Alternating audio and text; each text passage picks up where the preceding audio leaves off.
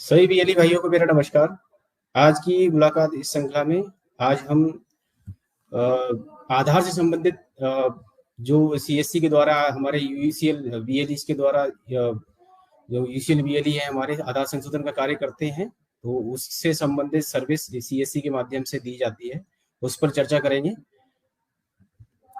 आधार process में पिछले कुछ एक समय से यूआईडीआई अथॉरिटी ऑफ इंडिया द्वारा कुछ एक चेंजेस किए गए, जिसमें कि मेजर चेंजेस कुछ एक डॉक्यूमेंट प्रोसेस को लेके किया गया है जो एनरोलमेंट हम लोग करते हैं, और साथ में आधार सर्टिफिकेशन की प्रक्रिया में भी यूआईडीआई के द्वारा चेंजेस किए गए हैं।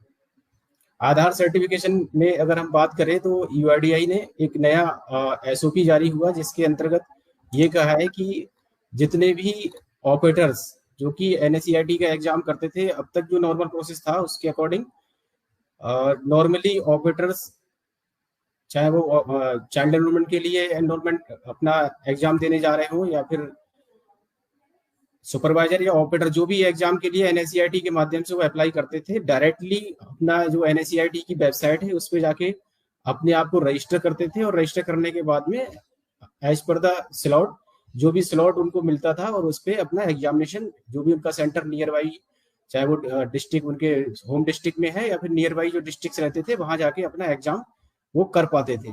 लेकिन यूआईडी ने अभी इसमें कुछ एक चेंजेस किए हैं, आपको मैं एक स्क्रीन शेयर कर रहा हूँ, उसके अकॉर्डिंग हम थोड़ा समझने की कोशिश करेंगे कि ये जो चेंजेस हैं यूआईडीआई की तरफ से हुए हैं, कोई ऐसा इसमें नहीं है कि पर्टिकुलर किसी रजिस्ट्रार विशेष या फिर किसी एजेंसी विशेष के लिए ये चेंजेस यूआईडीआई ने किए हैं। जैसे कि मैं आपको स्क्रीन पे आपको दिख रहा होगा सभी बीएलई भाइयों को जो भी इस लाइव सेशन को देख रहे हैं, इसमें कुछ एक कैटेगरी टाइमलाइन बनाई गई है कि कौन ऑपरेटर या सुपरवाइजर कब एग्जाम अपना पास किए हुए थे और अब किसको जरूरत होगी किस टाइमलाइन तक। स्लैब वाइज देखा जाए तो अभी फिलहाल में 1 मई 2023 तक जितने भी ऑपरेटर्स जो कि जनवरी 2011 1 जनवरी 2011 से पहले जिसने भी चाहे वो सिफी का एग्जाम किया हो या एनएसईआरटी का एग्जाम पास आउट थे, ऐसे सभी ऑपरेटर्स को दोबारा से अपने आप को सर्टिफाइड करना है।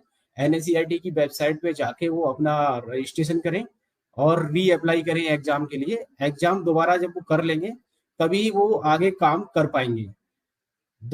1 जनवरी 2011 तक के जितने भी ऑपरेटर्स जो कि इससे पहले एग्जाम पास किए हुए हैं, तो ऐसे सभी ऑपरेटर्स को 1 मई 2023 तक अपने आप को दोबारा से पास करना है जो एग्जाम एनएसईआरटी कराता है। दूसरा स्लैब बनाया है 1 जनवरी 2011 से 31 दिसंबर 2013। इस बीच मतलब अगर हम देखें ओवरऑल तो 31 दिसंबर 2013 तक के जो पास आउट ऑपरेटर्स हैं, इससे पहले जिसने भी एग्जाम पास किया है, तो उन सभी ऑपरेटर्स को दोबारा से 1 अगस्त 2023 तक एग्जाम देना होगा। अगर वो एग्जाम नहीं देते हैं तो वो आगे कंटिन्यू नहीं कर पाएंगे। जो अभी आप यूसीएल पे काम कर रहे हो या फिर किसी भी एजेंसी के साथ काम कर रहे हैं, तो ऐसे सभी ऑपरेटर्स को ये जो टाइमलाइन दी गई है, बियॉन्ड द टाइमलाइन उनको अपने आप को दोबारा से एग्जाम पास करना है, उस एग्जाम में दोबारा रीअपियर होना है। तीसरा, जो ऑपरेटर्स 31 दिसंबर 2016 से पहले एग्जाम पास किए हुए हैं, तो ऐसे सभी ऑपरेटर्स को 1 नवंबर 2023 तक की टाइमलाइन दी गई है। सेम 31 दिसंबर 2019 तक जिन लोगों ने एग्जाम पास किया होगा, तो उनको 1 फरवरी 2024 तक अपने आप को दोबारा से एग्जाम पास करना होगा।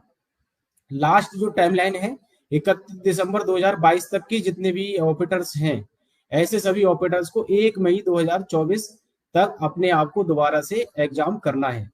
तो ओवरऑल हम अगर इसको समझें तो ये प्रक्रिया के तहत तो आगे आने वाले 1 साल के अंदर जितने भी ऑपरेटर्स हैं, सबको दोबारा से एनएसईआरटी के एग्जाम में रीअपियर होना अनिवार्य है।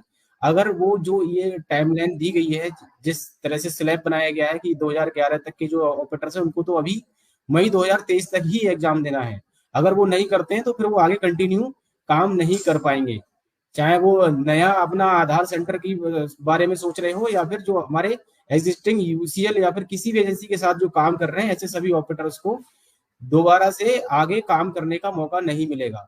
तो सभी ऑपरेटर्स के लिए ये जानकारी जो हम आपके साथ में साझा करना चाह रहे थे, उसका पर्पज यही था कि सभी ऑपरेटर्स अपने आप को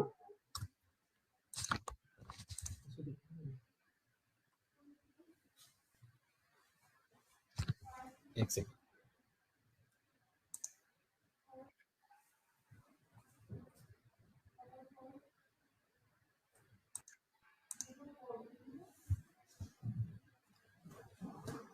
क्षमा चाहेंगे, थोड़ा सा कुछ नेटवर्क कंजेशन की वजह से अभी इंटरप्ट हुआ।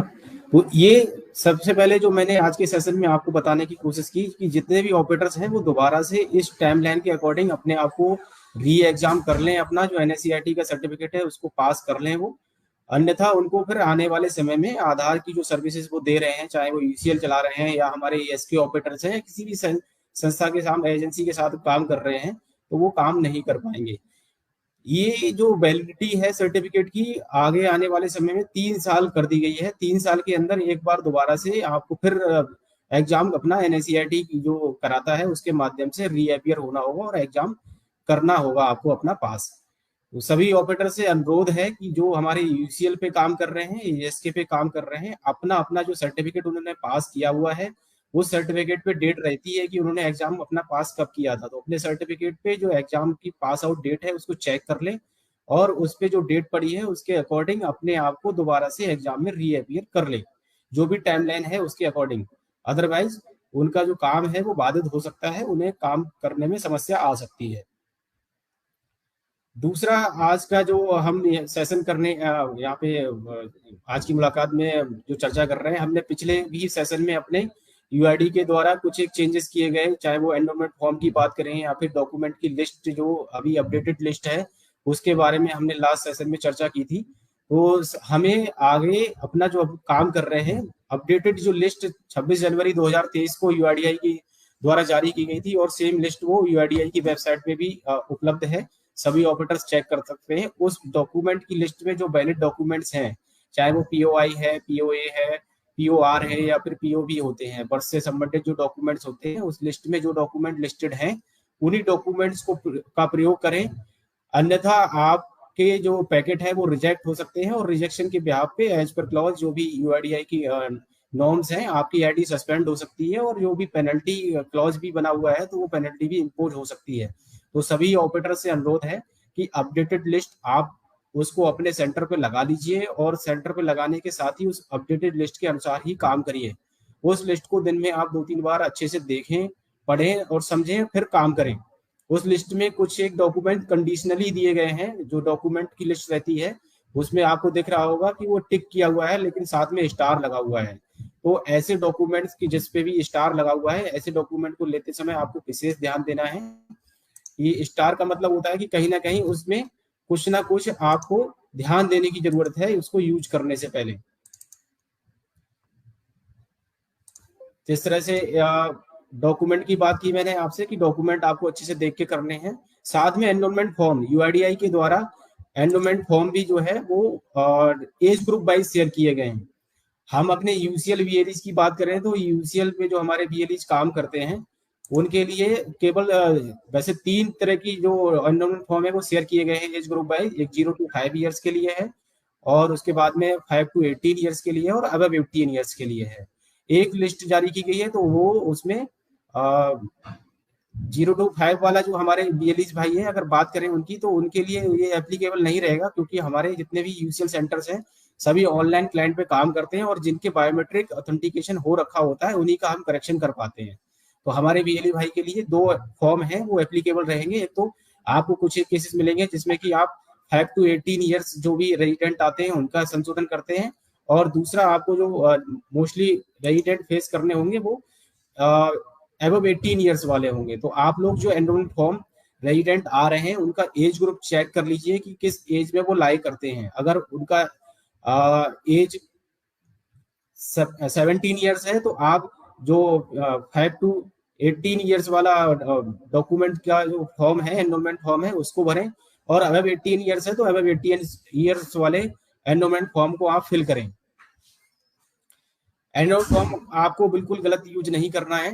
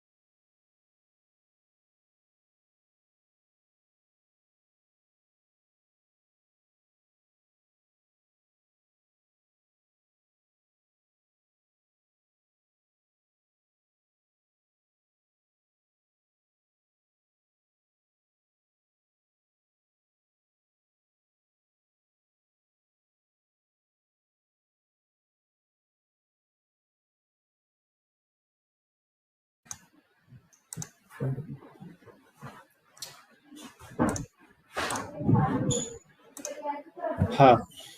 तो जैसा कि मैं आपसे बात कर रहा था कि जो डॉक्यूमेंट्स की लिस्ट है वो लिस्ट को अच्छे से देख लीजिए। एनरोलमेंट फॉर्म जिस एज ग्रुप का है, जो रेजिडेंट आ रहे हैं उस एज ग्रुप के ही अकॉर्डिंग आप जो एनरोलमेंट फॉर्म है उसका यूज करें। कुछ की चीजें हमने लास्ट वाले सेशन में भी विशेष तौर पे ध्यान देने वाली जो चीज थी मैंने आपको पॉइंट आउट की थी कि उनको आप जब एनरोलमेंट करते हैं किसी भी रेजिडेंट का तो विशेष ध्यान दें। सेम चीज मैं आपको फिर से दोबारा से दोहराना चाहूंगा। यहाँ पे कुछ एक जो डॉक्यूमेंट्स रेजिडेंट लेके आते हैं तो उसमें हमको जो ध्यान देने वाली जो चीजें हैं, मेजर ध्यान देने वाली, उस पर मैं आपको दोबारा से रिवाइज करा देता हूँ कि जो डॉक्यूमेंट्स लेके आते हैं रेजिडेंट उनके उनमें कुछ एक डॉक्यूमेंट ऐसे होते हैं जिनका वैलिडिटी होता है, टाइम पीरियड जो है वो वैलिडिटी, जैसे कि पासपोर्ट है या फिर जो स्टैंडर्ड सर्टिफिकेट भी अगर आप यूज कर रहे हो। अब वैसे तो आप स्टैंडर्ड फॉर्मेट जो यूआईडीआई द्वारा दिया हुआ था, हम पहले नेम करेक्शन या किसी और पर्पज से भी यूज कर लेते थे, लेकिन अब पीओआई में उसको यूज नहीं करना है हमें। मेजरली जो है उसको हमें पीओआई ए के रूप में यूज करना है, एड्रेस प्रूफ में वो यूज होगा। और उस डॉक्यूमेंट की भी एक वैलिडिटी होती है 3 महीने तक ही, क्योंकि उस पे कॉर्नर पे जो स्टैंडर्ड फॉर्मेट है डेट का कॉलम रहता है, उस डेट पे डेट जरूर भरी हुई होनी चाहिए और 3 महीने तक ही वो स्टैंडर्ड फॉर्मेट वैलिड माना जाता है। इसके अलावा वाटर बिल है, टेलीफोन बिल है, इलेक्ट्रिसिटी बिल है, ये सभी जो डॉक्यूमेंट्स हैं इन सभी का भी 3 महीने पुराना ही वो चलता है। इससे ज्यादा पुराना वो बिल या फिर इस तरह के जो डॉक्यूमेंट है वो कंसीडर नहीं किए जाते हैं। रेंट एग्रीमेंट है, रेंट एग्रीमेंट जो बनते हैं तो उसका भी जो टाइम पीरियड रहता है वो एक्सपायरी पीरियड से पहले का ही बना हुआ होना चाहिए। एच ओ बेस्ड कुछ एक हम लोग एनरोलमेंट करते हैं। एच ओ बेस्ड में अगर हम बात करें, करेक्शन की बात करें तो एड्रेस करेक्शन में ज्यादातर ये यूज होता है। इसके अलावा न्यू एनरोलमेंट में जो बच्चे होते हैं उनके साथ में इस चीज को यूज किया जाता है। करेक्शन में चूंकि हमारे यूसीएल पे जो बीएलई भाई हैं वो केवल अपडेट का काम करते हैं, तो करेक्शन में थोड़ा सा समझने वाली चीज है। अपडेट हम कैसे करते हैं, एचओएफ बेस्ड जो एनरोलमेंट होगा उसमें एचओएफ में एक डिक्लेरेशन है जो कि head of the family declaration अपने अकॉर्डिंग भरता है और डिटेल भरी जाती है। उसमें वो डिक्लेयर करता है कि मेरा जो भी वो फैमिली मेंबर है उसके साथ में उसका क्या रिलेशन है। तो एक तो यहाँ पे देखने वाली बात है कि पीओ आर यूज होगा और साथ में फिर जो एच ओ एफ बेस्ड वो रेजिडेंट का एड्रेस अपडेट जो कराने जा रहा है उसके घर में जो भी उसके बच्चे हैं, उसकी वाइफ है या फिर भाई बहन जो भी हैं, जो उसके साथ में रिलेशन शो करने वाला एक डॉक्यूमेंट है वो वहां पे लगाना होता है हम लोगों को। और साथ में एक डिक्लेरेशन जो हेड ऑफ द फैमिली है वो देता है एड्रेस भर के, और जो एड्रेस उसके आधार में रहता है एज पर आधार जो एड्रेस है उसका वो उसको डिक्लेयर देते करते हुए अपने आधार में जो एड्रेस है उसको मेंशन जो डिक्लेरेशन है उसमें करेगा। ये इस तरह से एच ओ का जो डॉक्यूमेंट है ये यूज किया जाता है। इसमें क्लियरली लिखा हुआ है कि acceptable as POR with the objective of address update, ये जो है यूज किया जाता है एचओएफ में। इसमें इमीडिएट फैमिली मेंबर जो कि फादर हैं, मदर हैं, हस्बैंड है, वाइफ है, इस तरह से वो डिक्लेयर करता है और उसके आधार में जो एड्रेस है उसके बिहाफ पे जो उसके घर में और लोग हैं उनके एड्रेस अपडेट किया जा सकते हैं। इस डॉक्यूमेंट को अगर हम बात करें तो काफी बड़ी संख्या में यूज किया जा सकता है। हो सकता है हमारे पीएलई भाई अभी इसको यूज नहीं करते हो, लेकिन इसमें 2-3 चीजें ध्यान देने वाली ये हैं। एक तो आधार में जो नाम है उसका बिल्कुल एग्जैक्ट मैच होना चाहिए, साथ में जो एड्रेस वो दे रहा है वो एड्रेस वही भरेगा डिक्लेरेशन में जो कि एड्रेस उसके आधार में है। ऐसा नहीं कि आधार में एड्रेस कुछ और है और उसने डिक्लेरेशन भरते समय कुछ और एड्रेस दे दिया, और वो डिक्लेरेशन जो है उसके पीओआर के रूप में वहां पे यूज करना है। यहाँ पे जो सिग्नेचर है वो हेड ऑफ द फैमिली करेगा और वो अपने जो फैमिली मेंबर हैं इमीडिएट उसके फैमिली मेंबर उनका यहाँ पे रिलेशन जो भी उसके साथ में रिलेशन है उसको डिक्लेयर करेगा। आधार नंबर वो अपना डालेगा कि मेरा ये आधार है। इस डॉक्यूमेंट की सेंसिटिविटी बहुत ज्यादा बढ़ जाती है क्योंकि इस डॉक्यूमेंट के साथ में कोई और डॉक्यूमेंट एड्रेस प्रूफ के रूप में यूज नहीं होगा। तो इसलिए यहाँ पे ये स्पष्ट लिखा गया है कि अगर इन केस वो गलत डिक्लेरेशन देता है कि ये मेरे साथ में इनका ये रिलेशन है और गलत डिक्लेरेशन के साथ में उसका एड्रेस करेक्शन कराने की कोशिश करेगा तो एड्रेस जो है करेक्ट नहीं हो पाएगा, अपडेट नहीं हो पाएगा, साथ में उसका आधार जो भी वो डिक्लेयर कर रहा है वो भी डिसेबल हो सकता है। तो यहाँ पे बहुत ही केयरफुली इस डॉक्यूमेंट को यूज करना होता है। अगर उसके साथ में रियल में वो रिलेशन है तभी इस डॉक्यूमेंट को यूज करें और उसका एड्रेस अपडेट करें।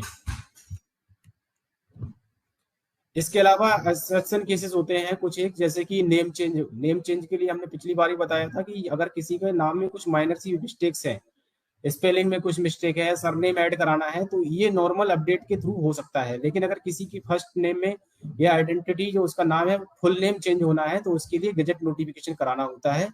गजट नोटिफिकेशन के लिए एक डिफरेंट प्रक्रिया है, उसके लिए वो किसी भी आप उसको सजेस्ट करिए किसी वकील से, जानकार वकील से मिले, और वकील से मिलने के बाद में वो वकील उसको पूरी तरीके से सारी जो प्रोसेस है गजट नोटिफिकेशन की वो बताएंगे। इसके लिए जो लोकल न्यूज़पेपर है उसमें भी वो पब्लिश कराना होता है, और पब्लिश कराने के साथ ही समय समय पे स्टेट गवर्नमेंट या फिर सेंट्रल गवर्नमेंट के द्वारा गजट नोटिफिकेशन जारी की जाते हैं। उस गजट में उसका नाम लिस्टेड होगा, वो डॉक्यूमेंट यहाँ पे लगाना होता है। और बिफोर जो भी वो नाम, जो पुराना नाम था उस समय, उसके जो भी POI वो आइडेंटिटी प्रूफ रहे होंगे, वो भी उसके साथ में वो लगता है। इसके अलावा DOB एक्सेप्शन केस, अगर किसी की लिमिट क्रॉस हो गई है, जो DOB चेंजेस करने के जो चांसेस होते हैं वो उसको क्रॉस कर चुका है, तो उस केस में भी जो नॉर्मल एनरोलमेंट है उसके थ्रू नहीं होता है, उसके लिए भी एक्सेप्शन केस माना जाएगा। और इस केस में एक डिक्लेरेशन, सेल्फ डिक्लेरेशन रेजिडेंट को देनी होती है कि वो क्यों कराना चाह रहा है, तो उससे संबंधित एक सेल्फ डिक्लेरेशन देनी होती है। साथ में इस तरह के केसेस में केवल DOB करेक्शन के लिए जन्म प्रमाण पत्र ही मान्य होता है। जन्म प्रमाण पत्र के साथ में सेल्फ डिक्लेरेशन दोनों साथ एक साथ PDF बना के अपना जो हमारा एनरोलमेंट क्लाइंट है उस पर अपलोड होता है, और सेम इस PDF का एक सिंगल PDF और साथ में जो एनरोलमेंट स्लिप है, ये 3 चीजें हम ये lakhnau.special@uidi.net.in जो हमारे लखनऊ RO की मेल ID है उस पर मेल करना होता है। और मेल करने के पश्चात, चूंकि एक टाइम टेकिंग प्रोसेस है, ये मेल जो जाते हैं UID के पास में, RO को जो मेल जाते हैं उसका मैनुअल वो चेक करते हैं, रीड आउट करने के बाद में जो मेल उनके पास पहुंचे हैं और जो एनरोलमेंट हुआ है क्लाइंट से, जो भी डिटेल्स सर्वर पे पहुंची होगी उसको मैच करने के बाद में उसको प्रोसेस किया जाता है।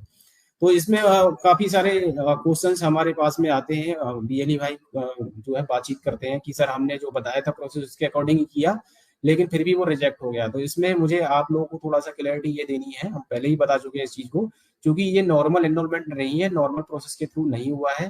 तो ये एनरोलमेंट क्लाइंट के थ्रू आपको दिख रहा होगा कि वहां पर रिजेक्ट हो गया, तो आपको उससे परेशान नहीं होना है, वो रिजेक्ट होगा। लेकिन जो आपने मेल किया है उस मेल को पढ़ने के बाद में जो लिस्ट आपने डॉक्यूमेंट की लिस्ट में जो चूज किया था और उसमें जो डॉक्यूमेंट अपलोड किए थे उसको मैच करने के बाद में उसके द्वारा UID के द्वारा इसकी QC कर दी जाती है, और वो डेट ऑफ बर्थ जो भी करेक्शन उसने कराया है वो किया जा सकता है।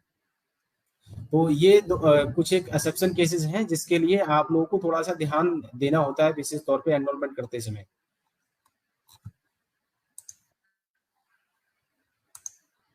इसके अलावा डॉक्यूमेंट अपलोड प्रोसेस में आप लोग देख रहे होंगे कि पिछले 2-3 दिन से डॉक्यूमेंट जो अपलोड कर रहे थे हम लोग, तो ये एक बड़ा चैलेंज था हम लोगों के साथ में कि ये नहीं पता लग पा रहा था कि किस रेजिडेंट के डॉक्यूमेंट अपडेट करने हैं और किसके नहीं करने हैं।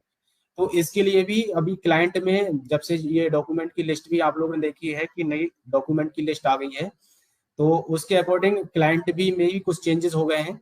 हाँ, जो आप लोग ड्रॉप डाउन में डॉक्यूमेंट की लिस्ट के अकॉर्डिंग जो चूज करते हो कि कौन सा डॉक्यूमेंट किस ऑप्शन पे आपको सिलेक्ट करके अपलोड करना है, तो उसमें भी चेंजेस हुए हैं। साथ में जो क्लाइंट जिन BLEs के जो ऑपरेटर हमारी काम कर रहे हैं ASK पे या फिर ये अपना UCL पे, तो उनका क्लाइंट का वर्जन अगर अपडेट हो गया है तो उसमें भी आप जब भी किसी का ऑनलाइन अपडेट के लिए ट्राई कर रहे होगे तो उससे पहले आधार नंबर डालने की एक पॉपअप विंडो आ रही है, और उसमें आप जब भी आधार नंबर डालोगे तो तुरंत ही आपको वो शो करेगा सर्वर से चेक करने के बाद में कि जो रेजिडेंट है उसके डॉक्यूमेंट अपडेट करने की जरूरत है या नहीं।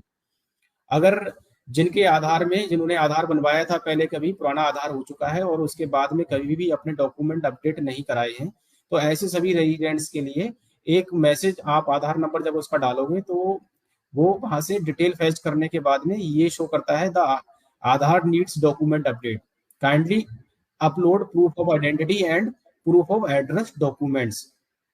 तो ये हमारे लिए थोड़ा सा आसान हो गया।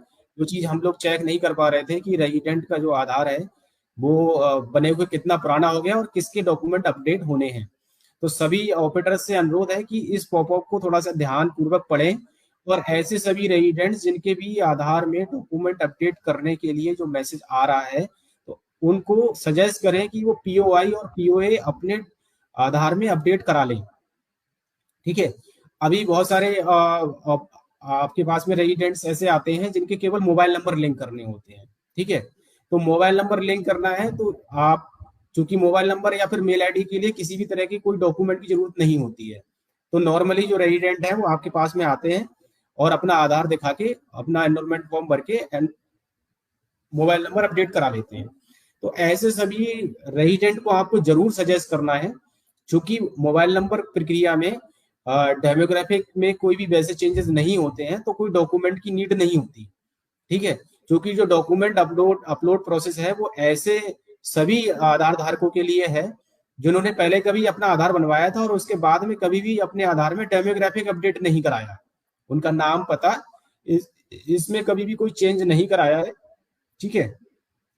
तो उनको जरूरत है, अगर उन्होंने नाम पता अपना कुछ भी चेंज कराया है, डेमोग्राफिक में कोई भी चेंजेस कराया होगा, तो इट मींस उनके डॉक्यूमेंट्स की जरूरत पड़ी होगी और उनके डॉक्यूमेंट अपडेटेड अपलोड हुए होंगे। ठीक है। तो सबसे अनुरोध है कि प्लीज जो भी मोबाइल नंबर केवल लिंक कराने आते हैं आधार में, और उनका आधार नंबर डाल के पहले आप चेक कर रहे होंगे और ये मैसेज अगर आ रहा है तो इस मैसेज को इग्नोर नहीं करना है। रेजिडेंट को सजेस्ट करना है कि आपका आधार बने हुए काफी समय हो गया है और आपका आधार यूआईडीआई के अनुसार उसमें उसको थोड़ा सा बताइए कि क्यों जरूरत है इसकी। यूआईडीआई जो अथॉरिटी ऑफ इंडिया है, यूआईडी अथॉरिटी ऑफ इंडिया, उसके द्वारा एक सर्कुलर जारी किया गया है कि सभी रेजिडेंट जिन्होंने पहले कभी आधार बनवाया और उन्होंने बाद में कोई भी अपना डेमोग्राफिक अपडेट नहीं कराया है, ठीक है, तो डेमोग्राफिक अपडेट करा ले, इट मीन उनके डॉक्यूमेंट अपडेटेड होंगे। ठीक है। तो ऐसे सभी आधार धारकों को अथॉरिटी के द्वारा, जो आधार यूआईडी अथॉरिटी ऑफ इंडिया है, आईडी एड्रेस प्रूफ अपडेट कराने के लिए सजेस्ट किया गया है, अनुरोध किया गया है। ठीक है। तो वो आप अपना कोई भी आईडी प्रूफ, एड्रेस प्रूफ लेके आ जाइए, अपना वोटर आईडी लेके आ सकते हैं, राशन कार्ड लेके आ सकते हैं। ठीक है। इस तरह के जो पीओआई पीओए होते हैं उनमें से कोई भी डॉक्यूमेंट लेके आइए और अपना अपडेट करा लीजिए। अगर वो अपने आपके सेंटर पे अपडेट कराने नाम पता इस तरह की चीज आया तो इसका मतलब वो डॉक्यूमेंट लेके आया होगा, तो फिर डेमोग्राफिक अपडेट करा लेगा तो उसको जरूरत नहीं है डॉक्यूमेंट अपडेट कराने की। ठीक है। यहाँ पे जरूरत किसको है? ऐसे सभी रेजिडेंट्स को है। पहले तो हम आधार नंबर डाल के जब भी अपडेट करने जाते हैं तो आधार नंबर उसका एंट्री करते हैं। एंट्री करने के बाद में आपको मैसेज देगा कि उसके डॉक्यूमेंट अपडेट करने की जरूरत है। अगर वो केवल मोबाइल नंबर लिंक कराने आया है तो आप उसको डॉक्यूमेंट अपलोड करने के लिए भी बोलिए और वो डॉक्यूमेंट लेके आए, और फिर आपने मोबाइल नंबर तो उसी समय उसका अपडेट कर दिया, लेकिन वो जाएं और घर से अपना कोई भी पीओआई पीओए लेके आ जाएं। सेम डे भी आप लोग दोनों ये एनरोलमेंट इस तरह की कर सकते हो, मतलब आपने मोबाइल नंबर अपडेट किया और फिर जो ऑनलाइन डॉक्यूमेंट अपडेट प्रोसेस है उस पर क्लिक करने के बाद में उसका डॉक्यूमेंट अपडेट कर दिया। इसमें बहुत ज्यादा आप लोग क्वेरी करते हो हम लोगों से कि क्या सर दोनों एनरोलमेंट एक साथ कर सकते हैं या एक दिन में कर सकते हैं? देखिए, एक साथ तो नहीं हो सकता। आप, क्योंकि जो डॉक्यूमेंट अपलोड प्रोसेस है वो एक डिफरेंट प्रक्रिया है और डेमोग्राफिक अपडेट एक डिफरेंट प्रक्रिया है। आप मोबाइल नंबर लिंक और डॉक्यूमेंट अपलोड एक साथ नहीं कर सकते, लेकिन सेम डे कर सकते हैं। पहले क्या करें, आप उसका मोबाइल नंबर लिंक कर दीजिए और उसके बाद में आप डॉक्यूमेंट अपलोड लिंक पे जाके डॉक्यूमेंट अपलोड कर दीजिए, उसके पीओआई पीओए जो भी वो लेके आया होगा। ठीक है। तो इसमें हमें बिल्कुल भी कंफ्यूजन में नहीं रहना है। हमने मोबाइल नंबर लिंक किया, उसका एक एनरोलमेंट हुआ, दूसरे एनरोलमेंट के लिए आप डॉक्यूमेंट अपलोड प्रोसेस पे जाएंगे और उसका जो पीओआई पीओ लेके आया है उसको अपलोड कर देंगे। सिंपल, बस इतना काम करना है। अगर वो डेमोग्राफिक अपडेट कराने आया तो इसका मतलब वो डॉक्यूमेंट लेके आया, वो केवल फिर डेमोग्राफिक अपडेट करेंगे। डेमोग्राफिक अगर आपने कोई भी अपडेट किया, उसका नाम पता चेंज किया, में भी कोई भी करेक्शन किया है, तो फिर उसको जरूरत नहीं है अपने पीओआई पीओए अपडेट कराने की। यहाँ पे जो जरूरत है वो किसकी है? या तो उसका मोबाइल नंबर लिंक है पहले से। ठीक है। तो आप चेक कर लो कि मोबाइल नंबर लिंक है, तो फिर मोबाइल नंबर लिंक कराने नहीं आया होगा। आप आधार नंबर डाल के चेक कर लो कि मोबाइल उसका आईडी एड्रेस जो है उसके अपडेट तो नहीं होने। ठीक है। अगर अपडेट होने वाला मैसेज आ रहा है तो फिर उसको डॉक्यूमेंट अपडेट कराने हैं। दो चीजें ध्यान देनी है। मोबाइल नंबर लिंक करने वाले केवल जो आते हैं रेजिडेंट, उनका चेक कर रहे हैं आप लोग, अपडेट करते समय तुरंत ही मैसेज आ रहा है तो उनके आप पीओआई पीओए अपडेट कर दो। दूसरी चीज, जो नॉर्मल कस्टमर्स आते हैं आपके यहाँ पे, आपके सेंटर पे, मान लीजिए हमारे जो भी सीएससी सेंटर चला रहे हैं, यूसीएल पे भी काम कर रहे हैं, तो आप बैंकिंग भी कर रहे होगे, आपके यहाँ पे बैंक से रिलेटेड भी काम है, आप पैसों का लेन देन करते हो, आप डीजी पे चलाते हो, एईपीएस चला रहे हो, या कुछ और भी काम कर रहे हो, तो उसके पर्पज से लोग आपके पास आधार लेके आते हैं। भले ही वो आपके यहाँ पे आधार में कोई भी अपडेट कराने नहीं आया है, लेकिन ऐसे सभी रेजिडेंट से आप पूछ सकते हो कि आप आधार लाए हो भैया, वो बोलेगा हाँ मैं आधार लेके आया हूँ। तो कि आजकल जो है सरकार द्वारा एक दिशा निर्देश जारी हुए हैं कि अगर आपका आधार पुराना बना हुआ है तो आईडी एड्रेस प्रूफ दोबारा से अपडेट कराने हैं, नहीं तो हो सकता है आपको जो आने वाले समय में, चूंकि आजकल जितनी भी सरकारी हो गई या गैर सरकारी स्कीम्स है, सब आधार से लिंक की हुई है, और स्पेशली गवर्नमेंट तो जो भी डीबीटी हो गई, डायरेक्ट बेनिफिट ट्रांसफर है, वो आधार के थ्रू ही कर रही है। अगर उनको राशन मिलता है, राशन, छात्रवृत्ति है, और बच्चों को अगर छात्रवृत्ति मिल रही है, स्कॉलरशिप, वो उसकी बात कर लें, पेंशनर है जो उनको पेंशन मिलती है, ठीक है। तो ऐसे सभी लोगों को आप जो भी आते हैं आपके सेंटर पे, आधार का भले ही काम नहीं कराने आए और किसी काम से आए, उनसे बात करिए, उनको बताइए, सर्कुलर के बारे में दिखाइए कि आने वाले समय में हो सकता है उनको इन सरकारी योजनाओं का लाभ ना मिले, ठीक है। अभी जैसे कि हमने पिछले भी कार्य उसमें बताया था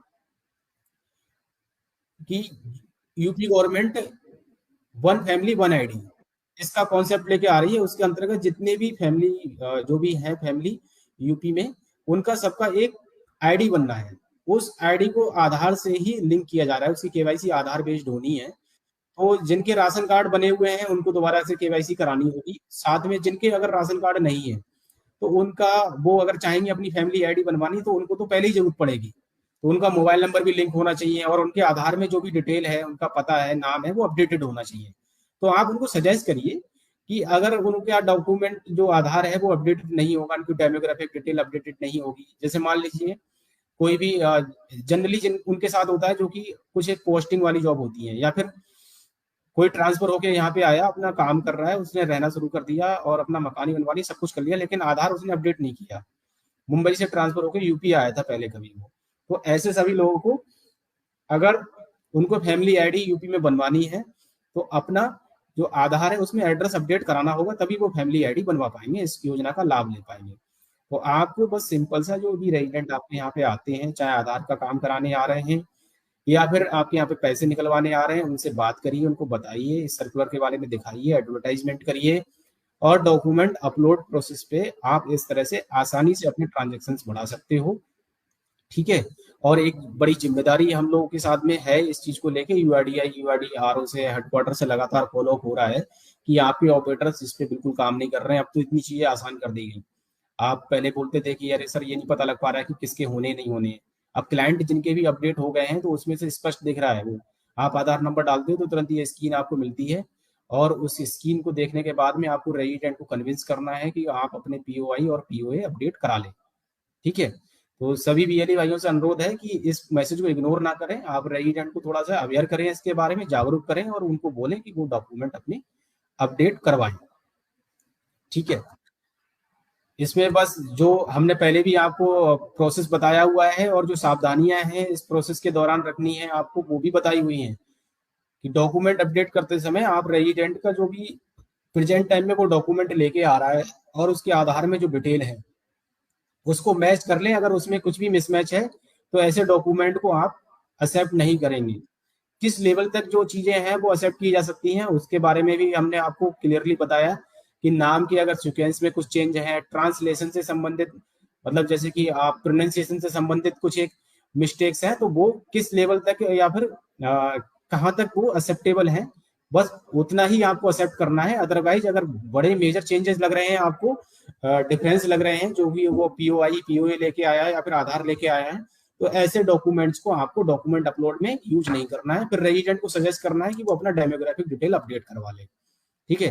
तो आज की मुलाकात सेशन में आज हमने केवल दो चीजों पे फोकसली बात की आप लोगों से। एक तो डॉक्यूमेंट अपलोड जो प्रोसेस है उसमें उससे संबंधित कुछ एक चेंजेस हमारे क्लाइंट पे हो गए हैं। आप आधार नंबर डालते हो तो इस तरह की विंडो आती है, इस विंडो का क्या यूज है और इसका क्या मतलब है। इसका मतलब जो डॉक्यूमेंट अपलोड फीचर कुछ एक समय से आपके साथ में इंट्रोड्यूस हुआ है, अक्टूबर से लगभग ये शुरू हो गया था, तो उस पर हमें काम करना है। आप जो मोबाइल नंबर लिंक करने आते हैं उनका same day document upload process पे जाके डॉक्यूमेंट अपडेट भी कर सकते हैं। और दो अलग अलग एनरोलमेंट हैं तो दो स्लिप जनरेट होती हैं इस प्रोसेस में। ठीक है।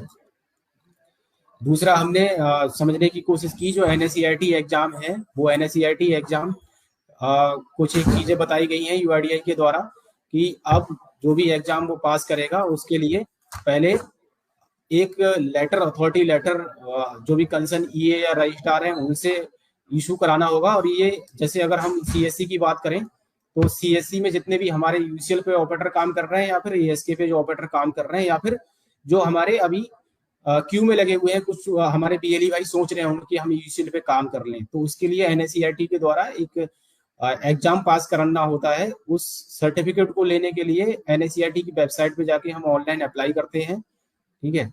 और ऑनलाइन अप्लाई करते समय अब तक कोई भी एक ऑथराइजेशन लेटर नहीं मांगा जा रहा था, तो एक ऑथराइजेशन लेटर है, मैं आपको शेयर करता हूं इसको स्क्रीन पे। ये इस तरह से एक ऑथराइजेशन लेटर है, ये लेटर आपको अब जरूरत पड़ेगी। इस लेटर को आप हमारे जो डिस्ट्रिक्ट मैनेजर्स हैं डिस्ट्रिक्ट पे उनके द्वारा प्राप्त कर सकते हैं। सभी डिस्ट्रिक्ट मैनेजर्स जो हमारे डिस्ट्रिक्ट टीम है उनको इसके बारे में बताया जा चुका है। तो जो भी बीएलई भाई, जो भी ऑपरेटर हैं हमारे या फिर हमारे साथ यूएसए पे काम कर रहे हैं, एसके पे काम कर रहे हैं या काम करने का के बारे में सोच रहे हैं, तो वो अगर एग्जाम करने जा रहे हैं या फिर दोबारा से एग्जाम में रीअपियर होने जा रहे हैं तो उनके लिए एक ऑथराइजेशन लेटर वो लेना होगा। और ये ऑथराइजेशन लेटर हमारे जो डिस्ट्रिक्ट मैनेजर्स हैं, डिस्ट्रिक्ट टीम है, डीएमडीसी हैं, उनके द्वारा आपको दिया जाएगा। यहाँ पे आप पूरा डिटेल भरोगे अपना, जो भी नाम है आपका, सनोफ, आधार नंबर आपका क्या है और आप किस ईए और रजिस्ट्रार के साथ काम करना चाह रहे हैं। तो हमारे अगर सीएससी की बात करें तो हमारा रजिस्ट्रार नेम सीएससी ई गोव है, जिसका कि रजिस्ट्रार कोड 221 है। ईए नेम हमारा सीएससी बैंक पीसी है और कोड उसका 2906 है। यहाँ पर रेस्पेक्टिव आरओ की बात करें तो रेस्पेक्टिव आरओ मतलब रीजनल ऑफिस, रीजनल ऑफिस हमारा क्या है, लखनऊ। आरओ लखनऊ लगता है हमारा। तो इस फॉर्मेट को आप अच्छे से समझ लीजिए। यहाँ पे नाम भरेंगे, पिता का नाम भरेंगे, आधार नंबर भरते हैं। इसके बाद रजिस्ट्रार नेम में सीएससी ई वॉब ब्रैकेट में कोड लिख दीजिए 221। रजिस्ट्रार के बाद में EA name, enrolment agency name CSC bank PC और कोड है सीएससी बैंक पीसी का हमारा 2906। रेस्पेक्टिव आरओ लखनऊ होगा, यहाँ पे लखनऊ कर देंगे। यहाँ पे रजिस्ट्रार और ईए का सिग्नेचर, तो इस वाले कॉलम में हमारे डिस्ट्रिक्ट मैनेजर साइन करेंगे और स्टैंप लगाएंगे अपना, और फोटो यहाँ पे रेजिडेंट लगा के उसको वेरीफाई करेंगे। जो भी सुपरवाइजर या ऑपरेटर का एग्जाम देने जा रहे हैं उनका यहाँ पे फोटो लगा के उसको वेरीफाई करेंगे। लेटर नंबर, ये जो लेटर नंबर है ये हमारे डिस्ट्रिक्ट मैनेजर के द्वारा डाला जाएगा, यहाँ पे डेट आप डाल लोगे। तो इस तरह से ये अथॉरिटी लेटर, चाहे एग्जाम आप रीअपियर हो रहे हो या फिर जो फ्रेश सोच रहे हैं यूसीएल पे काम करने के बारे में या आधार का काम करने के बारे में सोच रहे हैं जो ऑपरेटर, कि हम एनएसईआरटी का एग्जाम देने जाएं, तो एनएसईआरटी की साइट पे ये सर्टिफिकेट या फिर ये ऑथराइजेशन लेटर अपलोड हो रहा है। और सेम इस ऑथराइजेशन लेटर को जब आप एग्जाम देने वहां पे फिजिकली जाते हैं सेंटर पे, तो भी वो वहां पे डिमांड करेंगे एग्जाम सेंटर पे। तो इस सर्टिफिकेट या फिर इस ऑथराइजेशन लेटर को आप हमारे डिस्ट्रिक्ट मैनेजर से, जो भी डिस्ट्रिक्ट टीम है कंसर्न, आप उससे प्राप्त करें। और अपना जो भी पोर्टल है जिसपे एनएसईआरटी का आप रजिस्ट्रेशन कर रहे होगे, वहां पे अपलोड करने के बाद में जब एग्जाम देने भी आप जाते हैं तो वहां पे आपको ये लेके जाना होगा। और जो टाइमलाइन बताई गई है उस टाइमलाइन के बियॉन्ड आप लोग अपना एग्जाम पास कर लो, जिससे कि आपका अननेसेसरी कार्य बाधित ना हो। अदरवाइज आप जो आधार पे काम कर रहे हैं उससे वंचित रह सकते हैं, वो काम आपका रुक सकता है। ये टाइमलाइन है, जो भी 2011 से पहले के सर्टिफाइड ऑपरेटर्स हैं उन सभी को मई 2023 तक करना है। जो दिसंबर 2013 तक एग्जाम पास किए हुए हैं, इससे पहले के हैं, तो उनको 1 अगस्त 2023 तक कर लेना है। 31 दिसंबर 2016 से पहले के जो एग्जाम पास किए हुए हैं उनको 1 नवंबर 2023 तक, और 31 दिसंबर 2019 तक जिन्होंने एग्जाम पास किया है, मतलब इससे पहले के जो आप पास आउट हैं उनको 1 फरवरी 2024 तक करना होगा एग्जाम। 31 दिसंबर 2022 तक जिन्होंने किया है तो उनका 1 मई 2024 तक एग्जाम पास करना जरूरी है। 3 साल में, हर एक 3 साल में एनएसईआरटी के द्वारा जो गाइडलाइन यूआईडी ने जारी की है, एनएसईआरटी को से सर्टिफिकेट आपको दोबारा से लेना हुआ करेगा। तो सभी ऑपरेटर्स इस चीज को देख लें कि उनका सर्टिफिकेट पे जो डेट है, पासिंग डेट है, वो क्या डेट आ रही है। अगर वो उनकी डेट 2011 से पहले की है तो उनको 1 मई 2023 तक हर हाल में एग्जाम पास कर लेना है दोबारा। इसके अलावा जिनकी एग्जाम डेट जो है 2013 से पहले के पास किए हुए हैं तो वो अगस्त तक कर लें, 2016 से पहले वाले नवंबर तक कर लें। इस चीज को आप लोग सभी बीएलई भाइयों से अनुरोध है कि ध्यानपूर्वक देख के अपना एग्जाम अपीयर कर लें दोबारा से। ठीक है, तो आज की मुलाकात सेशन में हमने दो तीन पहलुओं पे विशेषतः बात की। आप लोग जो अभी काम कर रहे हैं उसको चेक कर लीजिए कि जो डॉक्यूमेंट की लिस्ट है अपडेटेड उसके अनुसार काम कर रहे हैं आप। एनरोलमेंट फॉर्म जो बताया, न्यू एनरोलमेंट फॉर्म अभी यूआईडी के द्वारा जारी हो गए हैं, उसके अकॉर्डिंग आप एनरोलमेंट फॉर्म यूज कर रहे हो। अपना एग्जाम कर लीजिए, जिन लोगों के एनएससीईआरटी के एग्जाम अगर पुराने हो गए हैं तो जो टाइमलाइन है उस बियॉन्ड द टाइमलाइन अपना एग्जाम दोबारा से कर लीजिए। तीसरा, डॉक्यूमेंट अपलोड प्रोसेस के लिए जिनके क्लाइंट अपडेट हो गए हैं, और इसमें अगर अपडेट नहीं भी हुए हैं जिन बीएलई भाई के अगर क्लाइंट, तो वो चेक कर लें, सर्विस में जाके ओटीए सर्विस को स्टॉप करके स्टार्ट करें। आप सर्विस पे जब जाते हो, जितने भी आधार ऑपरेटर्स हैं वो अवेयर रहते हैं कि सर्विस में जाके आप जब भी खोलोगे सर्विस को तो स्टार्टिंग में आपको 4 सर्विसेज आधार से संबंधित मिलेंगी। उसमें आपको आधार ओटीए सर्विस मिलेगी, उस ओटीए सर्विस को स्टॉप करके स्टार्ट करें। अगर आपकी नेट की कनेक्टिविटी अच्छी है तो फिर वो आपका क्लाइंट अपडेट हो जाएगा। कई बार ओटीए सर्विस आपके क्लाइंट में नहीं आ रही होगी, विंडो का इशू रहता है, तो उसकी वजह से वो ओटीए सर्विस नहीं आ रही होती है, तो जो है वो मैनुअली भी आपका क्लाइंट अपडेट नहीं हो पाता है। तो उसके लिए आप लोग हमसे संपर्क कर सकते हैं, हम आपको गाइड करेंगे किस तरह से आप अपना क्लाइंट अपडेट कर सकते हैं। ठीक है, नेटवर्क कनेक्टिविटी अच्छी रहती है तो क्लाइंट आराम से ऑटो अपडेट हो जाता है।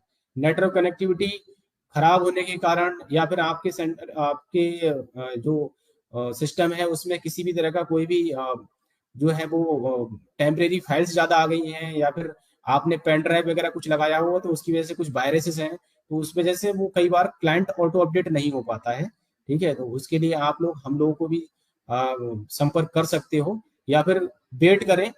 ठीक है, ओटीए सर्विस को स्टार्ट करके नेट की कनेक्टिविटी थोड़ा सा देख लीजिए, बैंडविड्थ कितना आ रहा है, उसमें स्पीड कितनी आ रही है, आपका क्लाइंट नॉर्मली ऑटो अपडेट हो जाता है। ठीक है, कुछ बीएलई भाई का कहना होता है सर हमारा अपडेट नहीं हुआ है, हम काम करें नहीं करें, तो सभी से यही कहना है कि अभी जो भी एनरोलमेंट क्लाइंट चल रहे हैं 166 या 166 से एबव जितने भी क्लाइंट हैं, 167 है, 168, 169, 70, 71, 73, 74 तक अभी क्लाइंट पहुंच गया है।